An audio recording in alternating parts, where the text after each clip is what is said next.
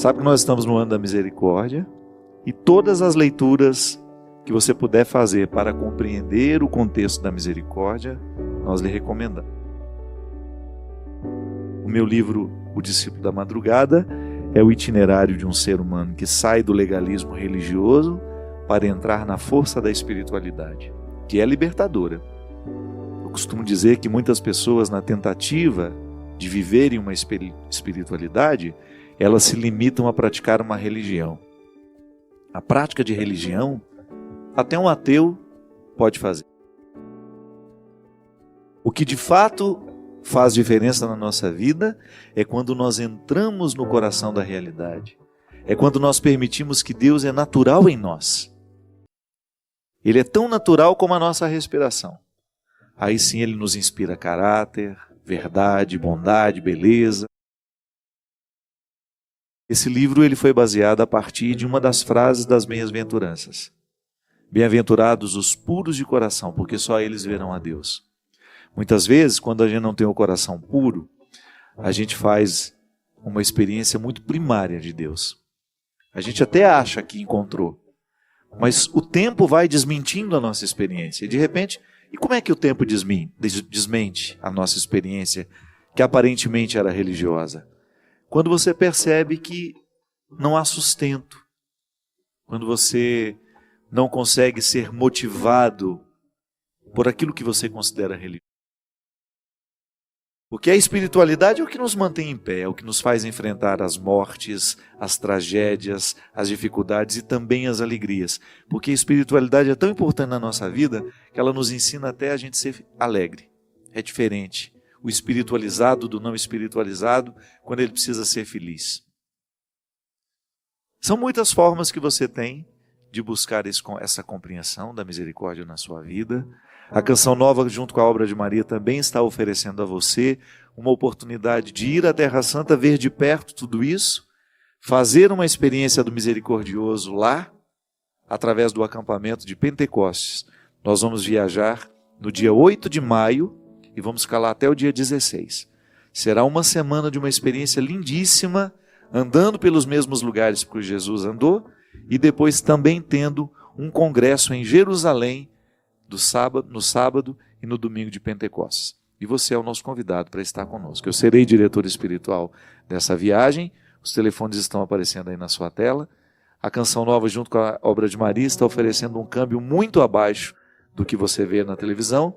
É uma oportunidade boa que você tem de se proporcionar, de se dar este presente, de ir à Terra Santa e fazer uma bonita experiência da misericórdia de Deus lá. Você já foi, né, Ziza? Eu já, mas eu tô com uma vontade de ir nessa aí, meu Deus. Vamos então, aí, vamos dar um jeito nessa história. Eu me lembro que você me falou da sua experiência de anos atrás, que foi há 4 anos. Foi tão modificador, e me lembro exatamente como você voltou. Modificou até meu repertório. Oh, meu Deus. Foi? É? Eu estava preparando um repertório para um CD.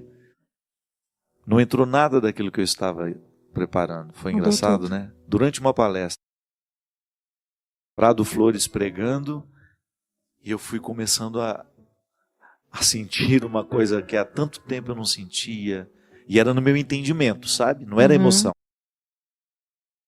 Eu fui ficando envolvido, mesmo, uma lucidez. Parecia que tinha um foco sendo julgado em cima de mim, e me mostrando exatamente onde é que eu errava, na minha missão, no meu trabalho, no ser que eu era. Sim. E no ser que eu precisava ser. Foi muito interessante, Ziza, porque o disco que nasceu daquilo, né, que foi o Solo Sagrado, ele veio com tanta força para mim e eu não o gravei imediatamente. Foi uma experiência de preparo mesmo. Uhum. Foi até o Queremos Deus, saiu antes dele. Foi um divisor de águas na minha experiência. Da mesma maneira como o Padre Léo foi naquele tempo. Prado Flores com o Gilberto, Monsenhor Jonas naquele ano, foram para mim uma experiência que eu considero de divisão também, um novo tempo na minha vida. Essas viagens nos fazem tão bem. Acho que a gente sai da gente mesmo, e não é só o viajar, o turistar, né? É diferente. Mas é se pôr à disposição para receber essas visitas de Deus mesmo. E mesmo porque a Canção Nova, junto com a Obra de Maria, eles têm uma facilidade de nos fazer peregrinos. É muito diferente. Colocar né? a gente no lugar mesmo, né? Não tem frescura. Né? Eu acho fantástico isso. Tanto é que eu digo muito, porque às vezes pessoas muito abastadas viajam comigo, que têm a oportunidade de viajar o mundo todo e optam por fazer a peregrinação, com aquele despojamento todo. Porque o ser peregrino é muito importante. Só conhece a Terra Santa quem vai com espírito peregrino Como mesmo. peregrino. Senão, eu tenho o testemunho de algumas pessoas que foram, conheciam Israel e quando voltaram dentro de um contexto de peregrinação, fizeram uma experiência totalmente diferente daquilo que haviam experimentado anteriormente, só na viagem. A minha diretora está falando que meu cabelo está bagunçado. Sei não. Tá ou não? O produtor melhorou? Deixa eu jogar a franjinha. Obrigado, Bia, querida. Isso é muito especial. Ziza, fala para mim. E agora? O que você vai fazer? E agora, José? E agora, José? Eu estou muito feliz que é a primeira vez que eu estou aqui na TV Canção Nova, aqui na Terra Sagrada da minha gravadora. A mãe desse garoto, né? Que é a mãe, né, desse menino. Não, a mãe é você, a Canção Nova é a avó. É verdade. A mãe é você. Tu é o padrinho, eu sou a mãe, Canção Nova é a avó, ok. É a primeira vez, para mim eu tô considerando mesmo como lançamento oficial hoje, colocando para todo mundo em casa, para o Brasil todo, para onde a gente está conseguindo chegar. E o livro vai ser lançado quando? Ai, meu Deus do céu, gente, ele fica me provocando. Você acha que a Ziza tem que começar a escrever também? Ah lá. É uma vergonha isso.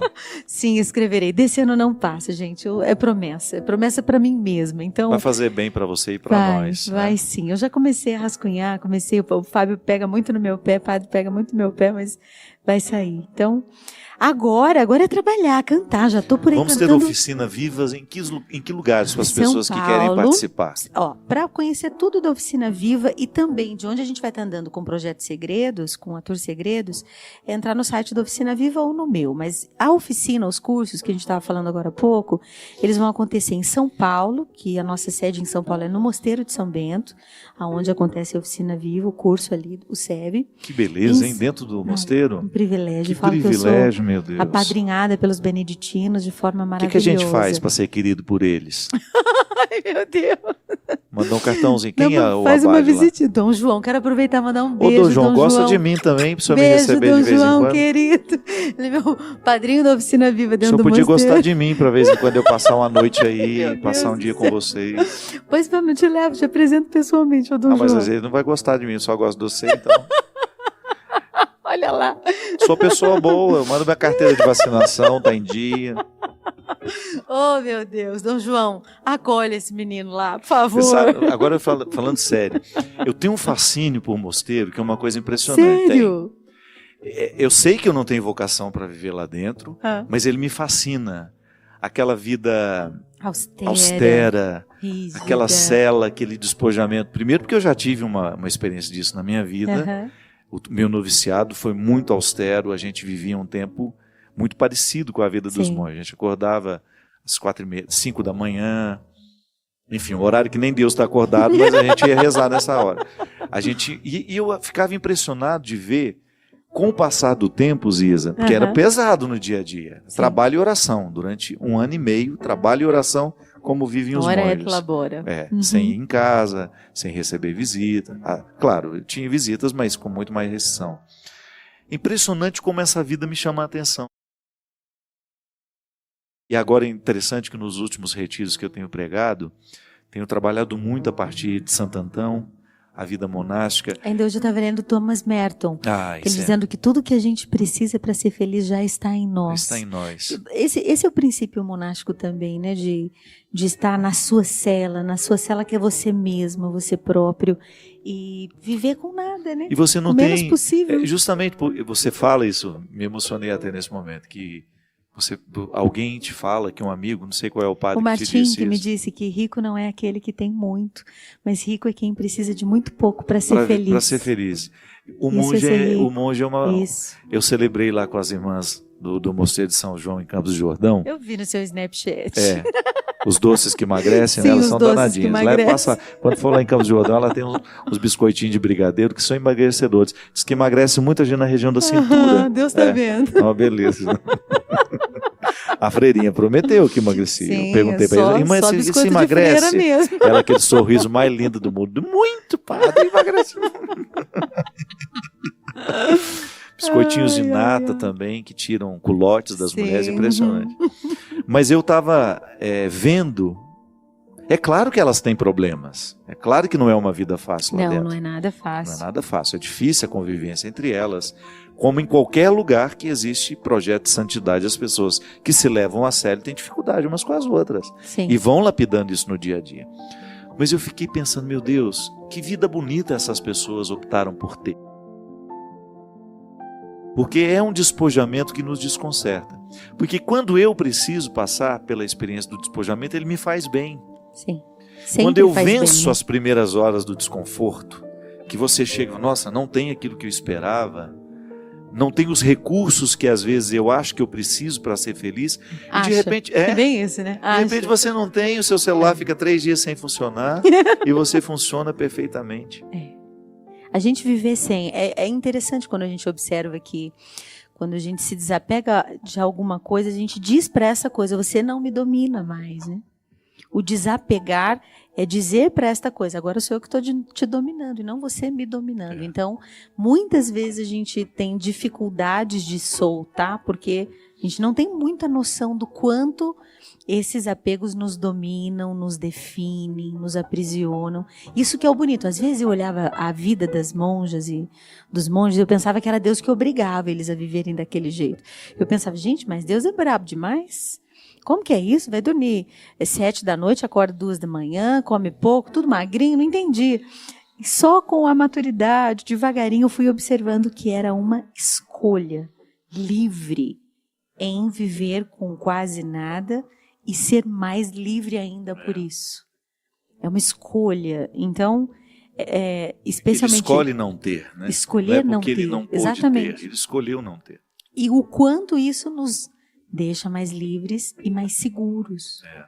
Mas a gente fica mais seguro em soltar do que segurar, né? Muito mais. Porque a gente se põe à prova, é muito né? pesado. Sim, a gente se põe à prova e solta, né? E solta. Mas eu estava te dizendo, São Paulo, isso, e em São José dos Campos também, que é a nossa sede, o escritório da Oficina Viva é em São José dos Campos, e esse ano o nosso curso passa a ser num terreno salesiano, na Paróquia Sagrada Família, ali do Padre Silvio. Queridíssimo Padre Silvio, Demais. faz um trabalho lindo, querido pelo povo. Estou bem feliz, assim, não adianta, a gente roda, bem hospedada, viu?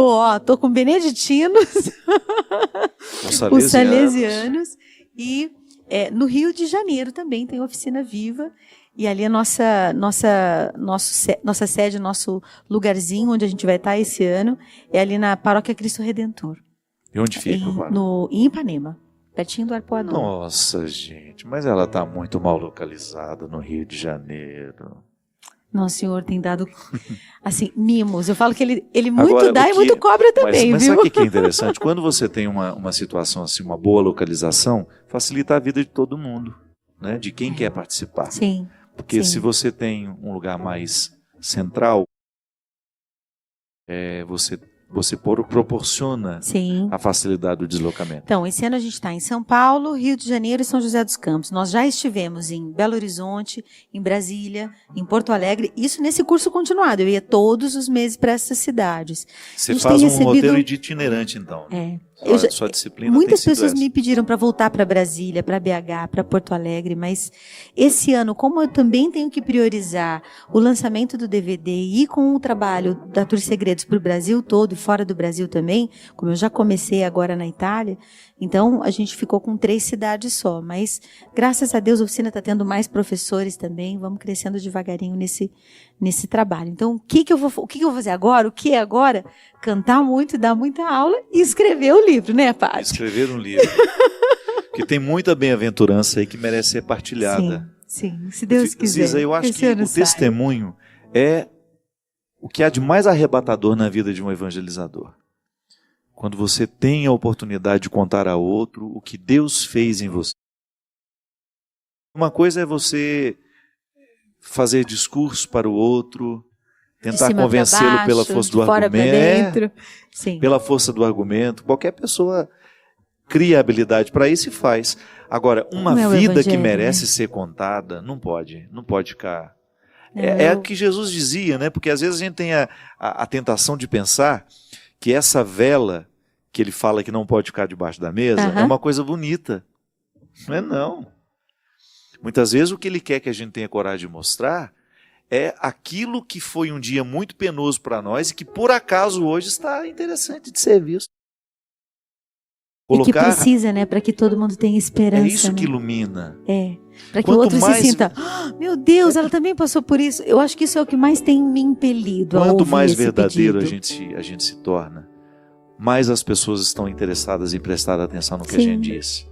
E nada pode ser mais verdadeiro, né? Que a dor, que o sofrimento, que o abandono, que a luta. Então você ter a oportunidade de escrever o que foi que Deus fez em você, eu acho que é de muita valia. Prometo, gente, promessa aqui na TV para o país inteiro, ok? Vamos trabalhar isso. Escreverei, pode deixar. Mas e que segredos são esses? Me fala. Esses segredos. O que você quis dizer, colocar esse título? Eu tinha tanta coisa para contar, eu tenho tanta coisa para contar, para escrever, mas não cabe num DVD. Então eu entendi que, como você teve a visita de Deus no dia de Pentecostes lá na Terra Santa e teve uma lucidez através de uma palavra, eu acredito muito que as pessoas que assistirem, elas vão entender os próprios segredos delas mesmas, porque eu não vou conseguir contar todos. Quantas pessoas às vezes me perguntam assim, como foi levantar, Ziza? Como foi começar a vida de novo? Como foi começar do zero de novo? Como foi reconstruir tua história de mulher, tua história artística, tua história de família? Eu não consigo contar isso tudo. Então eu acredito na força poética do DVD. Que a poesia é um cobertor grande e que consegue acolher e aquecer muita gente e muitos espaços da gente mesmo. Então, eu acho que a poesia do DVD vai contar os segredos, mas enquanto quem estiver assistindo não estiver conectado consigo mesmo, que esse é o convite, não vai perceber. Mas como você dizia ontem para mim, né? Emocionado ouvir, porque você se conectou também, você estava atento ali àquele momento de lucidez, que é uma graça de Deus, que eu acho que é isso que eu peço a Deus, assim, que as pessoas se contem os próprios segredos e entendam, se deem tempo, se deem respiração quando escutam e quando assistem, né? Para mim, o título é perfeito, porque apesar de ter visto toda a nudez da sua alma ali, continuou tudo em segredo. Porque você conta, mas você não banaliza o que conta. Não. Isso é muito sagrado. Eu tinha que ser mariana, né? Tinha que ser silenciosa de alguma maneira. E eu acho que é isso. Acho que é por isso que eu escolhi o título Segredos, porque tem tantos aí, meu Deus do céu. Mas tem coisas que não se dizem. Não. A gente faz a experiência de contemplar. Né? Porque quando eu tenho uma realidade na minha vida, você experimenta isso também. Quando você tem um fato que é difícil demais de ser visto pelos olhos, então não é para ser dito, né? Contempla só, espera que o tempo revele. Isso. Às vezes nós temos uma ansiedade muito grande de desvendar todos os mistérios, de compreender tudo de uma vez. Não, a vida perde a graça quando a gente age assim. O bom é você recolher uma pedrinha por devagar. E vai andando aos poucos, senta, contempla a paisagem, não tenha pressa em chegar. Os apressados não percebem a beleza do percurso. Não. E está aqui. Não dá para ver correndo, né, padre? Bonito, não. Não dá, tem que ver com calma. Tem que ver com muita calma. É uma proposta de beleza. E beleza a gente digere muito devagarinho. Não é a gente que toca a beleza, é ela que nos toca. Então, é uma proposta bem feminina, bem mariana. Eu lembrei do Van Gogh, com aquele amigo dele, naquela cena do filme, né, que o Van Gogh, todo feliz porque recebe um pintor que ele tem muita estima por ele, vai mostrando tudo que ele estava fazendo ultimamente, louco por uma opinião, e o cara só olhando tudo que ele estava mostrando. Aí ele perguntou, e aí, o que você achou? Aí o amigo falou assim, você pinta muito depressa. Aí ele ficou decepcionado, olhou. Aí ele falou, não, é você que olha depressa. Olha só. E aqui é uma obra que a gente precisa olhar muito devagar. É para olhar devagar. Olhar devagar. Para olhar devagar.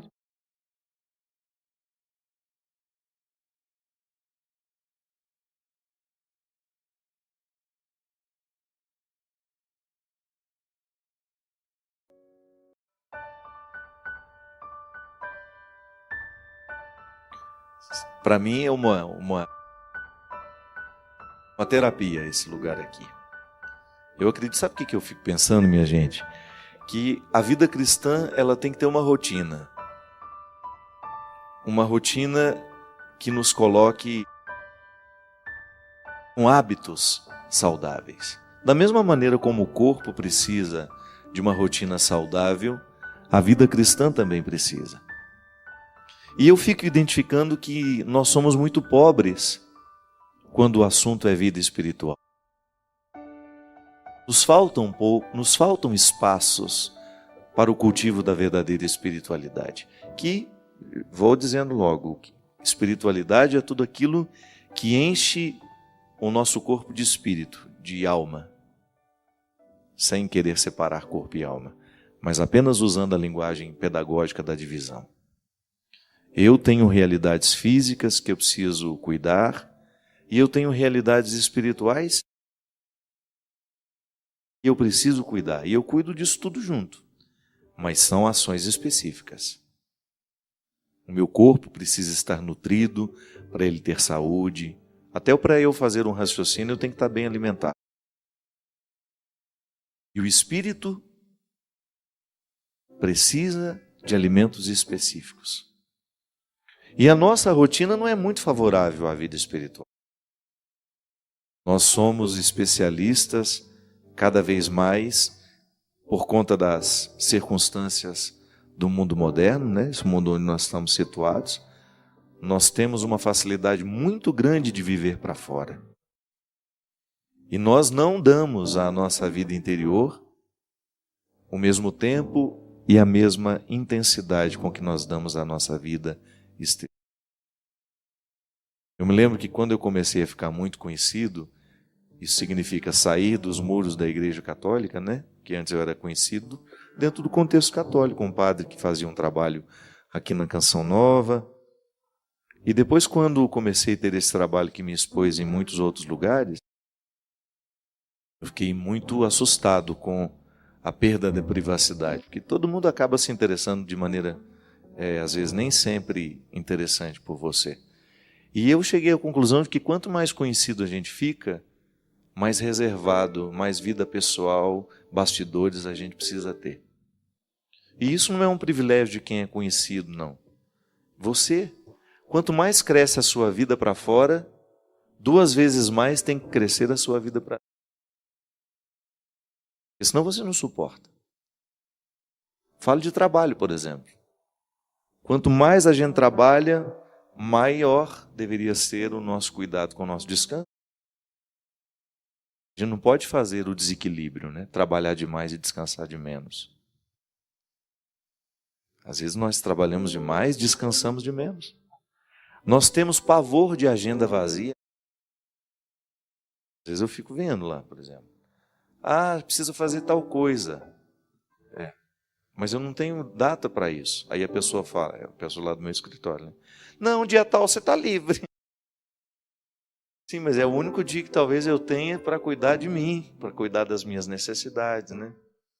Então, às vezes, a gente não suporta ver meio-dia livre que você já quer dar ele para o outro ocupar. E convém. E às vezes nós não somos justos nessa matemática. Essa música fala em ir para o alto.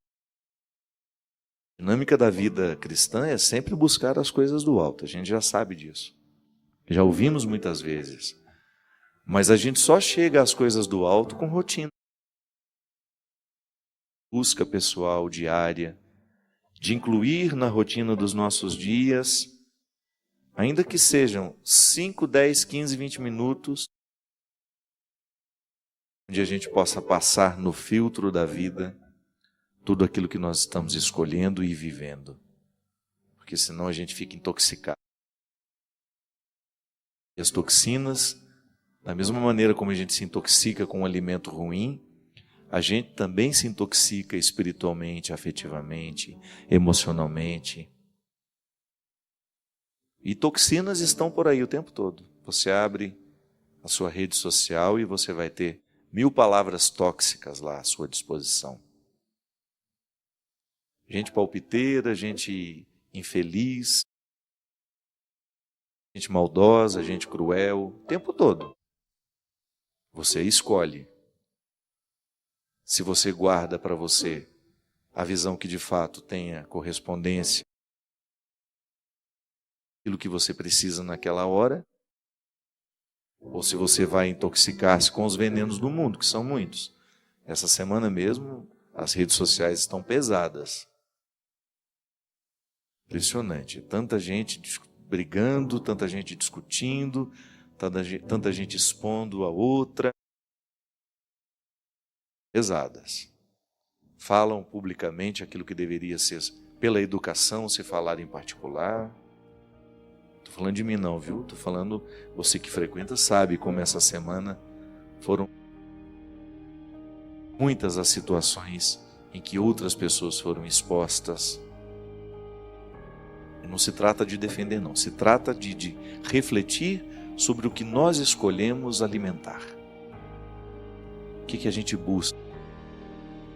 Se uma pessoa fica atrás de fofoca o dia inteiro, ela vai se intoxicar com as fofocas que lê. Se uma pessoa busca textos que possam edificá-la, certamente ela terá os benefícios da busca que fez. Palavras nos fazem bem. Palavras nos fazem buscar o alto. Aliás, é o elemento principal da busca de uma pessoa que quer viver as coisas do alto. Primeiro é a Sagrada Escritura, de maneira muito especial o Novo Testamento, as epístolas de Paulo com o Evangelho nas 4 narrativas, Mateus, Marcos, Lucas, João, os Salmos com suas riquezas poéticas, mas de maneira muito especial o Evangelho. A gente ter a oportunidade de alimentar o nosso coração com a palavra salvífica de Jesus. A gente ter um comportamento pautado nas palavras de Jesus. Aí sim, eu vou desenvolvendo naturalmente uma rotina que me faz buscar o alto. Porque se a palavra de Jesus me orienta, eu vou julgar menos o outro, eu vou ter um olhar mais misericordioso sobre o outro, eu vou ser mais promotor de paz, eu vou silenciar-me mais, eu terei condições de estar com o outro, de conhecê-lo, de acolhê-lo. São tantos os necessitados do mundo hoje, tantas pessoas necessitadas de serem arrancadas de seus contextos destruidores, tanta gente necessitada de conhecer o verdadeiro Evangelho. Então aí nós vamos construindo a rotina da vida cristã, sim, percebendo o que nos edifica e o que não nos edifica. O que pode, de fato, trazer dignidade ao nosso coração, porque isso é buscar as coisas do alto. É a gente acelerar a busca pelas realidades que nos dignificam, que acentuam a dignidade que já está em nós, né? Porque a dignidade é irrenunciável, já está em nós. Mas nós podemos florescê-la ou ofuscá-la. Tudo vai depender das escolhas que a gente faz. Sem rotina, não há saúde. Não adianta você fazer uma dieta que só dura 2 dias na semana e o resto é comida desfavorável. Não. É o contrário, né? A gente tem um dia do lixo, né? Você tem também, Cristo? O dia do lixo ou se todo dia é do lixo? O dia do lixo é aquele que você abre a exceção para comer uma coisinha diferente, mais gordurosa, né? Mais açucarada. Se bem que tem muita gordura boa que a gente precisa ingerir. Mas a rotina é que faz a diferença. Nutricionista, eu aprendi com ele uma vez. Não é o angu de um dia que engorda o porco. É o de todo dia. Então a rotina saudável que começa a ser elaborada a partir de um amor próprio. E é por isso que o primeiro contato que nós temos com Jesus é uma palavra amorosa. É Jesus declarando-se amoroso. Queremos o seu bem. Quero o seu bem. E a partir do bem que Ele quer, eu internalizo essa experiência amorosa e passo a querer o mesmo para mim. A gente está, de fato, no caminho certo quando nós descobrimos que já estamos praticando ou que estamos buscando o bem que Deus quer para nós. Quando nós já estamos conseguindo fazer escolhas que sejam favoráveis àquilo que Deus quer para nós. Na rotina da nossa vida, a salvação está sendo cultivada. E é por isso que é tão difícil arrancar uma pessoa do contexto da destruição. Porque geralmente a destruição ela não acontece da noite para o dia. Ela é fruto de um hábito.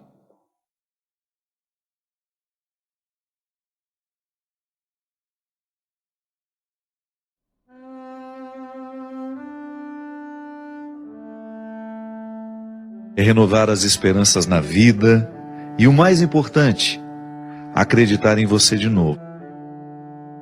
Sofreu muito nesse período? Chorou muito? Foi limpeza da alma. Ficou com raiva das pessoas? Foi para perdoá-las um dia. Sentiu-se só por diversas vezes? É porque fechaste a porta até para os anjos. Acreditou que tudo estava perdido?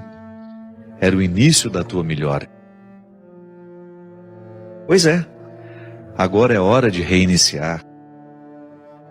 De pensar na luz, de encontrar prazer nas coisas simples de novo. Que tal um corte de cabelo arrojado, diferente? Um novo curso? Ou aquele velho desejo de aprender a pintar, desenhar, dominar o computador, ou qualquer outra coisa? Olha, quanto desafio. Olha, quanta coisa nova nesse mundo de meu Deus te esperando. Está te sentindo sozinho? Besteira? Tem tanta gente que você afastou com seu período de isolamento. Tem tanta gente esperando apenas um sorriso teu para chegar perto. Quando nos trancamos na tristeza, nem nós mesmos nos suportamos. Ficamos horríveis. O mau humor vai comendo o nosso fígado até a boca ficar amarga. Recomeçar. Hoje é um bom dia para começar novos desafios. Onde você quer chegar? Ir alto? Sonhe alto. Queira o melhor do melhor. Queira coisas boas para a vida. Pensando assim, trazemos para nós aquilo que desejamos. Se pensamos pequeno, coisas pequenas teremos. Já se desejamos fortemente o melhor e principalmente lutarmos pelo melhor, o melhor vai se instalar na nossa vida. E é hoje o dia da faxina mental.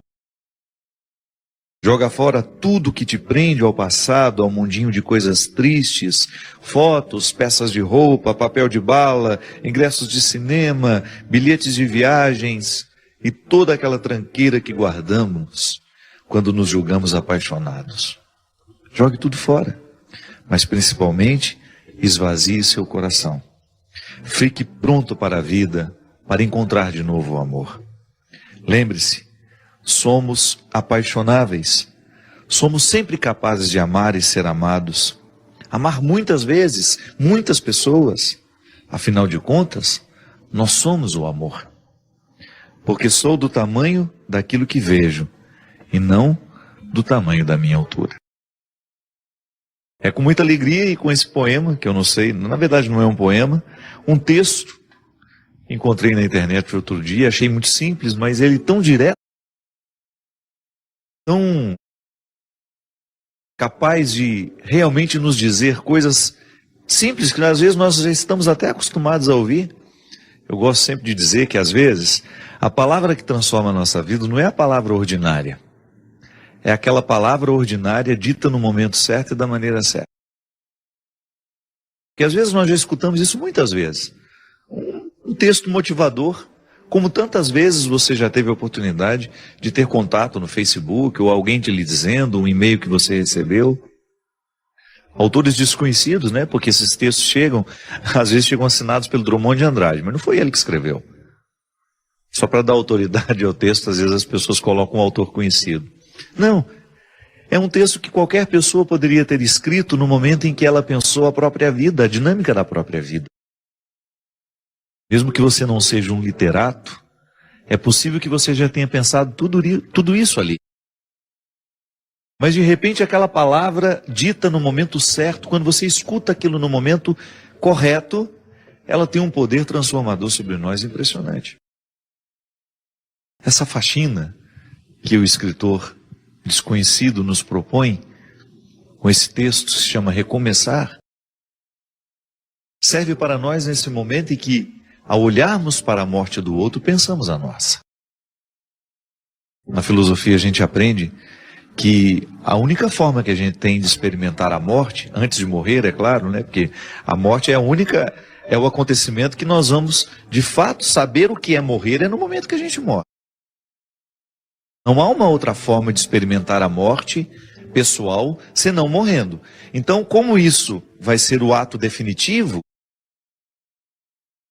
eu antecipo essa experiência quando eu olho para aqueles que morrem ao meu lado. Porque de alguma forma nós nos olhamos naquelas pessoas que se foram.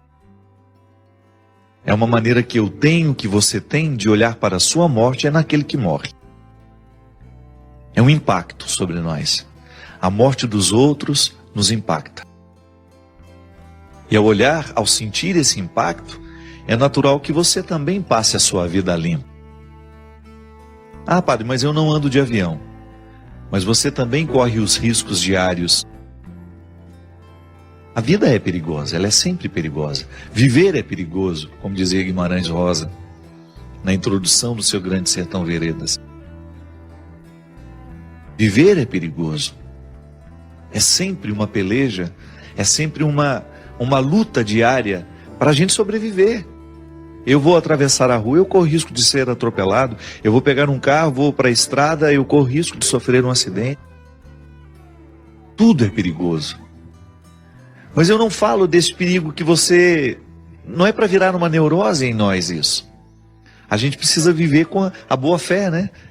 A primeira experiência de fé que nós fazemos é essa, é a natural. Não é uma experiência sobrenatural.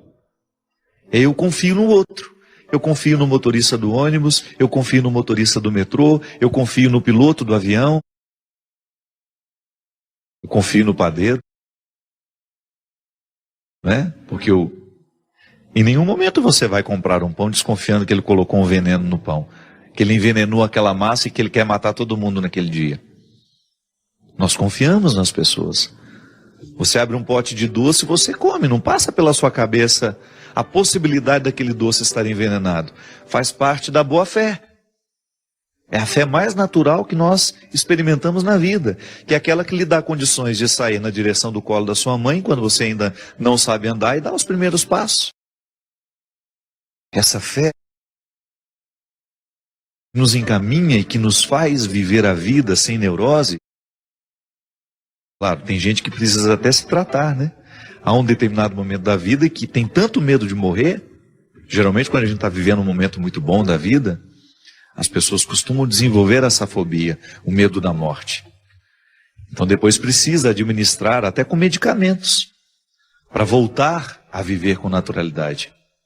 Mas essa faxina, ela ultrapassa essas realidades cotidianas.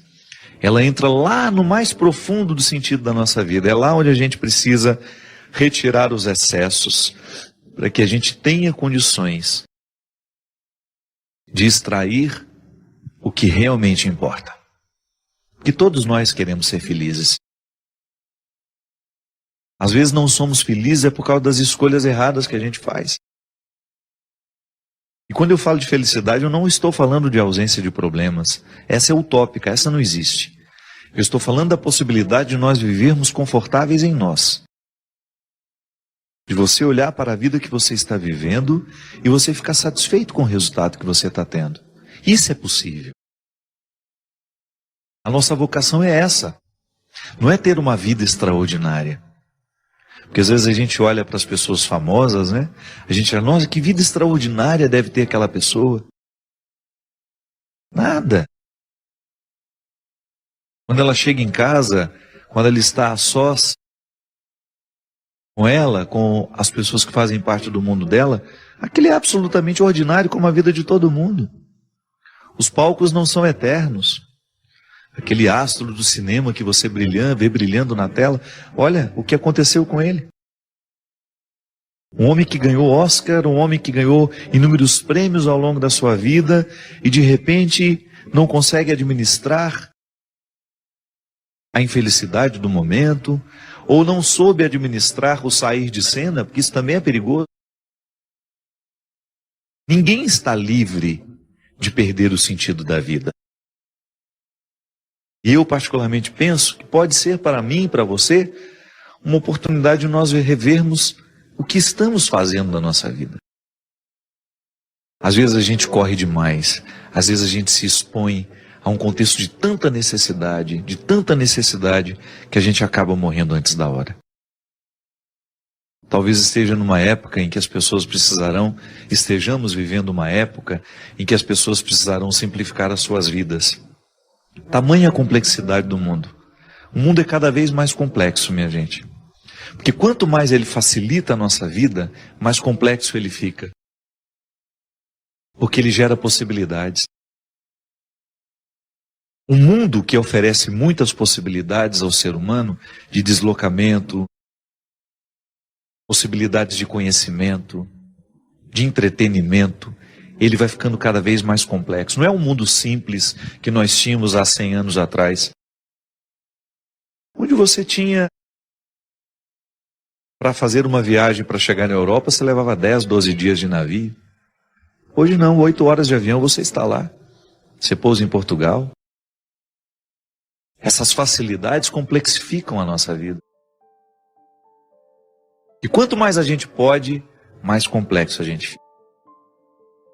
E quando somos muito complexos, a gente se perde no contexto das escolhas, a gente tem dificuldade de encontrar o que é essencial. Porque aquele que pode muito, ele corre o sério risco de não escolher o que ele realmente precisa.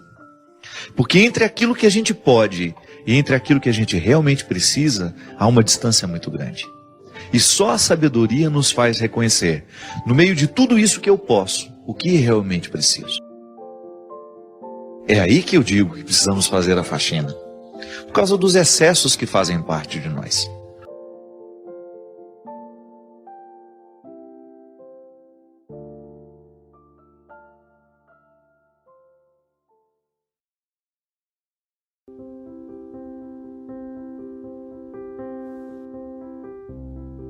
A gente sente na pele, a gente sabe, pela própria experiência, o quanto é bom na vida a gente fazer a experiência da libertação. É muito triste a gente ser condenado. Você sabe muito bem, porque você já deve ter experimentado alguma espécie de condenação na sua vida. A condenação, ela nos aperta o coração, ela aprisiona o sentido da vida. A gente perde a graça. Pode observar. O condenado, ele fica sem graça. Ele perde as esperanças muitas vezes. A condenação tem o poder de fazer ficar miudinha a esperança dentro de nós. A condenação tem o poder de aprisionar os nossos sonhos, de aprisionar as nossas expectativas, e nos reduz muitas vezes. O ser humano que está condenado, ele está reduzido. Se a liberdade nos abre as portas para as possibilidades, a condenação nos fecha. É como estar preso. Aquele que está preso, ele está reduzido nas suas possibilidades. Pode até não estar reduzido nas suas possibilidades de ir além através do pensamento, mas o corpo está reduzido. A condenação é uma espécie de redução. Faz com que aquilo que antes era grande se transforme em realidade pequena. Mas a gente também sabe que, quando nós passamos por uma experiência de condenação, há sempre a possibilidade da redenção. O que é a redenção? Alguém que está numa situação desfavorável é retirado dela. O redentor é aquele que vem resgatar o condenado, que vem emprestar um novo tempo àquele que antes só vivia de tempos velhos. O redentor é aquele que possui a chave, que pode abrir as prisões, que cercam, que cerceiam, que impedem, que reduzem. E às vezes, minha gente, o Redentor vem portando a palavra. Eu tenho experimentado na minha vida isso. Como é bom a gente fazer a experiência de redenção através de uma palavra que nos liberta. De repente a gente se sente ali aprisionado pelos problemas da vida, pelas dificuldades que são próprias de todo mundo. E de repente alguém diz alguma coisa que exerce o poder de nos libertar, de nos resgatar, de nos fazer sair da condição de desfavorável e respirar com um pouco mais de ar, com um pouco mais de volume de ar, digamos assim. O Redentor é aquele que vem ajudar o que está condenado a se redimir, a abandonar o processo da escravidão. O Redentor é aquele que empresta um sentido novo àquele que está se alimentando de coisas antigas.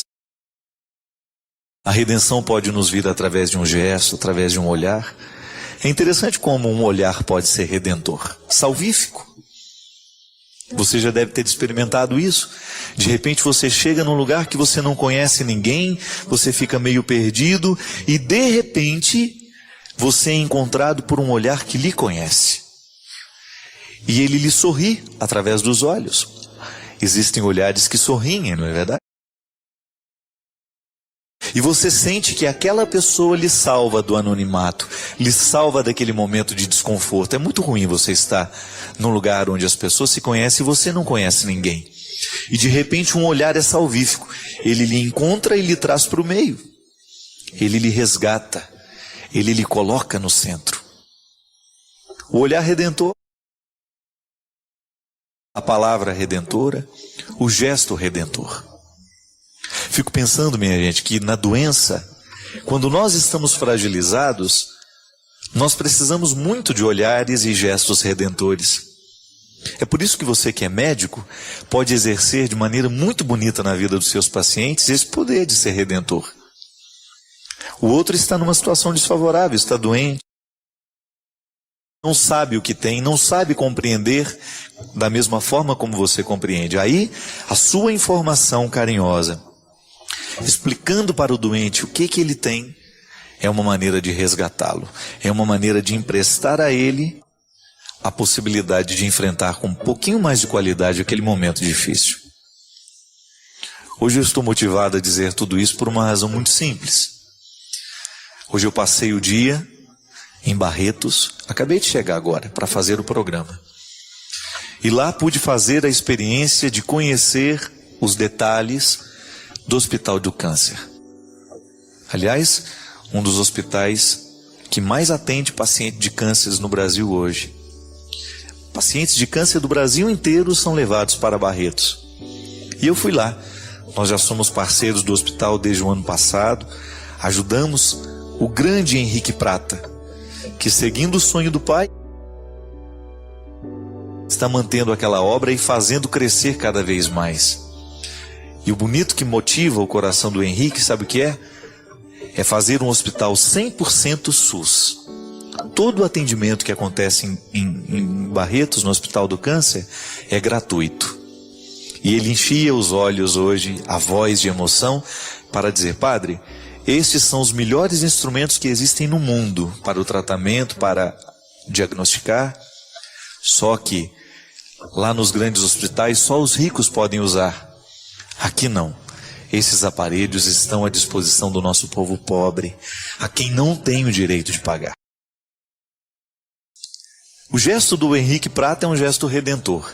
Ele faz sair da condição desfavorável aquele que está sofrendo e empresta para essas pessoas, no momento da dificuldade do câncer, pelo menos um ambiente de tratamento em que a pessoa saiba: eu aqui estou recebendo o que existe de melhor. E num determinado momento o Léo falou assim: Henrique, como é que começou toda essa história desse hospital que hoje é tão grandioso? E ele falou assim: Léo, o meu pai já era um apaixonado por esse trabalho e ele tinha um hospital onde ele estava queimando todo o dinheiro da família. Ele queimava todo o patrimônio da nossa família porque o meu pai era um médico que não sabia cobrar das pessoas para atendê-las. A mãe do Henrique também é médica. E os dois, fazendo esse trabalho naquele hospital que era deles, estava queimando o nosso patrimônio. E ele falou assim: a gente tinha tanta raiva do hospital que a gente tinha vontade de pôr fogo no hospital. Que era um núcleozinho onde o pai dele já fazia esse trabalho bonito, beneficente.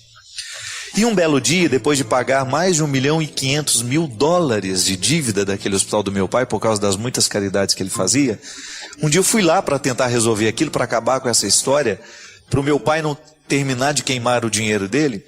E de repente, um daqueles médicos que ajudavam meu pai me chamou lá dentro e só falou para mim assim: Henrique, ajuda a gente aqui numa questão aqui no hospital que nós estamos precisando.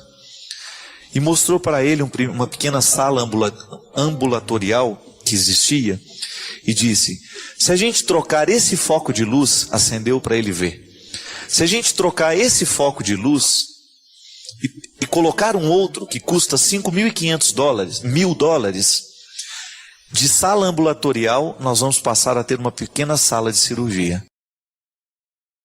Ele falou: meu Deus do céu, eu vim aqui justamente para solucionar o prejuízo, né? Para acabar com essa história toda. E esse homem agora ainda me pede uma peça, uma luz, que custa $5.500. Ele saiu lá do hospital naquele dia, foi dormir com aquela história da luz, do foco de luz que precisava ser modificado para passar a operar as pessoas ali.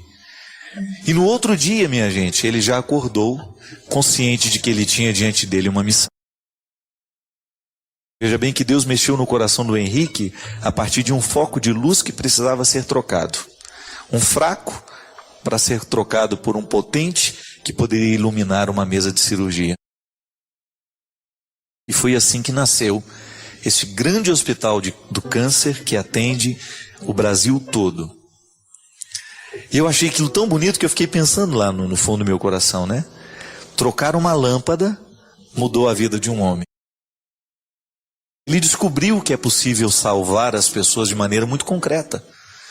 E o grande objetivo do Hospital de Barretos é oferecer cada vez mais ao paciente e também aos familiares dos pacientes um acolhimento. Assim como o senhor Lael Varela faz lá em Muriaé também, quando eu fui conhecer o Hospital do Câncer, que também nasceu de uma mística de uma dor.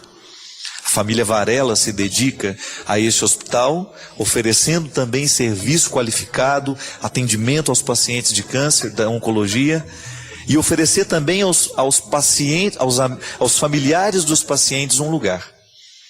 E hoje lá, nas muitas preocupações que o Henrique tem, de salvar o paciente, de salvar a família, de dar um conforto àquele que sofre, ele me falou assim: inclusive, padre, criamos também um espaço para os motoristas das ambulâncias. E fiquei pensando, é verdade. Quantas vezes os motoristas levam, pacientes de uma cidade para outra, o motorista da prefeitura, chega lá, coloca o paciente dentro do hospital e ele mesmo não tem onde ficar, não tem onde descansar, não tem onde tomar um banho. Às vezes viajou a noite toda, vai ter que viajar a noite toda também cansado. E a sensibilidade desse tal Henrique Prata, que deveria nascer 1000 Henriques por dia nesse mundo, com a capacidade de ser um homem redentor nos dias de hoje. Isso é cristianismo, minha gente. As escolhas que nós fazemos, a maneira como nós escolhemos educar os nossos filhos, a escolha que nós fazemos, como nós vamos comandar o nosso lar, tudo isso é determinante para a nossa satisfação ou insatisfação do futuro. A gente até dizia, né? O pessoal do Twitter, né, que é para quem eu quero mandar um grande abraço, dizia, retuitaram muito essa frase lá. A vida, Deus perdoa sempre, o homem às vezes, a natureza nunca. E é assim. A vida, aquilo que a gente escolheu, um dia vai cobrar de nós. Quando nós precisamos chorar esses choros profundos, o jeito é tentar descobrir o que a gente pode consertar hoje. O grande problema é que a gente descobre, muitas vezes, que já não há muito o que fazer, né? Há uma coisa na formação dos filhos, minha gente, que chama-se caráter. Isso é determinante. O que é o caráter? É tudo aquilo que foi marcado, é aquilo que foi deixado na cabeça, no coração, e que nos identifica como pessoa. Quando a gente fala, nossa, essa pessoa tem caráter, isto é, ela não precisa ser vigiada. Ela tem um bom alicerce. Quando vem uma ventania e quando vem uma coisa que vai destelhando e vai arrancando tudo, só fica no chão aquilo que tem bom fundamento. A vida é a mesma coisa. De vez em quando os vendavais sopram sobre nós e a gente sente as nossas estruturas resbalarem. Quanto maior, quanto mais firmado está o caráter da pessoa a partir de bons valores, de realidades que foram bem construídas, maior será a capacidade que essa pessoa vai ter de resistir e de ficar de pé. Qual que é o grande problema do mundo de hoje? A fragilidade das pessoas. Eu fico impressionado, gente. É terrível como a gente identifica isso o tempo todo. A vida é difícil hoje do mesmo jeito que era difícil há 50 anos atrás. O que muda são, muitas vezes, as oportunidades. A gente tem muita possibilidade hoje, então é claro que nós vamos sofrer um pouco mais. Quanto maior é o número de possibilidades que uma pessoa tem, maior é o número de escolhas que ela vai ter que fazer. Então o ser humano de hoje precisa ter muito preparo para dar conta de sobreviver. Mas as dificuldades existem, desde que o mundo é mundo. Agora, o que eu fico assustado é perceber o quanto que as pessoas estão frágeis nos dias de hoje.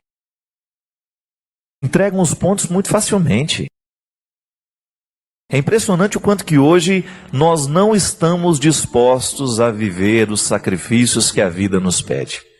E eu acho que essa é a raiz do grande problema. Educar um filho, trazer um filho para o mundo, a pessoa traz o filho para o mundo, mas ela quer continuar vivendo do mesmo jeito que vivia quando não tinha filhos. Isso é muito irresponsável. Um dia eu estava vendo aquela moça da televisão, né? Astrid Fontanelli, né? Que é a apresentadora de TV, naquele mesmo programa onde eu conheci a Flor de Lis. Ela adotou um garoto. E a apresentadora de televisão estava perguntando, e aí, Astrid, como é que está a sua vida agora, depois que a criança veio? Ela falou, totalmente modificada. Só com essa frase, você já sabe que a Astrid está no caminho certo. Filho que não modifica totalmente a vida da mãe e do pai, não está sendo bem administrado.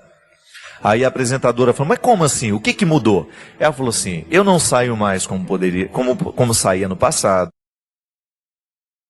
Esse garoto precisa ser olhado o tempo todo. Eu não confio isso somente às babás.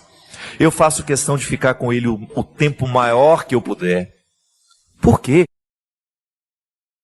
Minha gente, vai ter ascendência sobre o filho, sobre a criança, aquele que tiver mais tempo sobre ela. Aquele que estiver mais tempo com aquela criança. Então veja bem. Por mais que você confie nos cuidados físicos da babá, você sabe que a babá não vai deixar morrer asfixiado, você sabe que a babá vai dar a comida na hora certa, você sabe que a babá vai dar o banho na hora certa, vai colocar para dormir na hora certa. Mas e o caráter? Quem é que vai deixar nessa criança? A babá ou você? Será que as nossas babás estão preparadas para oferecerem o caráter que os seus filhos precisam? Às vezes estão. Às vezes elas estão até mais preparadas que os pais. Mas nem sempre isso é uma realidade. O caráter é que vai determinar é que vai ajudar este menino e esta menina a fazerem as escolhas da vida. A gente fica assustado como hoje os nossos filhos estão indo muito cedo para as drogas. Claro. Os nossos filhos com 11, 12 anos, eles já estão vivendo vida de adultos. Não estão preparados para a vida adulta, mas já estão podendo viver a vida de adulto. Nós já falamos aqui tantas vezes, né? Eu particularmente acho que é uma agressão contra os nossos filhos quando nós os expomos a um período da vida para o qual eles não estão preparados. Criança tem que ser criança. Adolescente é adolescente. Não pode viver, não pode antecipar no tempo aquilo para o qual eles não estão preparados. Isso é crime. É por isso que colocou o filho no mundo, comece agora a administrar esta permanência dele no mundo. Porque se esse filho não der certo depois, nós não vamos ter como olhar para uma outra pessoa. Quem é a grande responsável? Quem é o primeiro responsável pela educação dos filhos? É pai e mãe. É claro que você vai ter uma série de colaboradores. A escola onde ele vai estudar, a creche onde ele vai ficar, os amigos que vão rodear, mas tudo isso também é você que administra. Se você não tem aquele trabalho todo dia de saber o que foi que aconteceu na escola, como é que ele está de vez em quando fazer uma visita lá, perguntar ao professor, como é o comportamento do meu filho aqui dentro, porque nem sempre o filho que você tem dentro de casa é o filho que a professora tem lá. Às vezes existe uma diferença muito grande. Será que o lar está se estendendo para a escola? Será que a escola está estendendo para o lar? Nem sempre. Às vezes nós temos diferença. Então é preciso que aquele que colocou no mundo administre tudo isso. Porque senão vai chorar depois. Nós vamos ter que colocar limite para esse filho. Coloque. É melhor colocar agora do que lamentar não ter colocado depois. Aí o filho fica frágil demais, aos 18, aos 20 anos. A gente falava isso aqui na semana passada da mulher. Padre, o senhor fala de quem está na droga, o senhor fala de quem está na prostituição, mas o senhor não fala de quem está na preguiça. É verdade, a preguiça hoje é uma coisa terrível. Por quê? Ela está diretamente ligada à fragilidade. Eu não sei onde é que começou isso, o que é uma realidade muito concreta é que nós estamos perdendo a capacidade de viver sacrifícios. Gente, nós queremos tudo muito fácil. Se aquilo vai dar um pouquinho de trabalho, a gente acha que não vale a pena, a gente deixa para lá. Eu vi histórias do meu lado, não estou contando coisas que eu só vi de longe, não. Eu vi muita gente ao meu lado não dar certo. Por quê? Porque não quis fazer o sacrifício na hora certa. Não quis estudar naquele colégio, por quê? Porque ele era exigente demais. Vai para o outro que é mais ou menos, que não vai dar tanto trabalho assim. Isso é honesto? É honesto a gente trocar aquilo que vai nos preparar melhor para o futuro, só porque nós vamos ter que sofrer um pouquinho mais? Não é possível. Essa ascese cristã, né, que muita gente critica, a igreja pregou demais o sacrifício. Eu posso até concordar que em alguns momentos isso foi exagerada a pregação. Mas hoje também, essa cultura laissez-faire, né, faz o que quer, é tudo muito solto. Isso não vai construir gente também. Se eu quero um resultado, eu tenho que saber que para conseguir aquele resultado no futuro, eu tenho que me empenhar no presente. Não dá certo, gente. Não vai dar certo se você deixar crescer de qualquer jeito, se você não impor limites, se você não disser não na hora certa, se não disser o sim na hora certa, se você não tiver aquele sacrifício todo dia, fazer a lição de casa. Não é só filho que tem que fazer a lição de casa. Pai e mãe tem que fazer a lição de casa. E o que é a lição de casa? Como foi o dia hoje? Onde que você foi? Como é que foi aquela história lá? Não se trata de investigar, não. Se trata de ficar amigo, de procurar estabelecer esse diálogo, que dá trabalho. É chato mesmo. Às vezes você chega em casa cansado, precisando de um descanso, e você chega lá querendo ficar livre de todo mundo, e aí você acaba abrindo mão disso, tudo bem. Um dia não dá, está cansado demais, mas você não pode abrir mão disso todo dia. Quantas vezes você vê os menininhos, né, pequenininhos, eu falo isso no livro do Sequestro da Subjetividade, Quem Me Roubou de Mim. É um livro que eu recomendo para todos os pais. Por quê? Porque ele fala disso. Tem exemplos lá concretos de uma mãe que não consegue lidar com o filho de 5 anos. O filho de 5 anos manda nela. Tem total autoridade sobre ela, por quê? Porque ela tem medo de contrariar a criança. Então nós precisamos tomar muito cuidado, porque às vezes nós, ao não impor o limite na hora certa, a gente acaba plantando um problema muito sério para o futuro. E volto a dizer, a vida só pode dar certo mediante a experiência sincera de um sacrifício bem feito, de uma renúncia bem feita, porque é isso que vai dar condições para a gente poder chegar lá e ter o direito de sentar e descansar. Não tem como descansar desta missão de ser pai. É o dia a dia, é luta, ninguém mandou você casar, ninguém mandou você ter filho, ninguém lhe obrigou a isso. É escolha. Então, se você fez essa escolha, você precisa ter essa responsabilidade todo dia. Isso não vai ficar pesado à medida que você ama, gente. Quando o amor é que resolve tudo isso. Isso que é interessante também. Você percebe que quando você ama alguém de verdade, você é capaz de fazer sacrifício. E você vai descobrindo o próprio caminho que o amor indica para falar o não na hora certa e dizer o sim na hora certa. É assim que tem que ser, não adianta. Agora, é luta, é sacrifício? É. Mas ninguém diz também que seria muito fácil.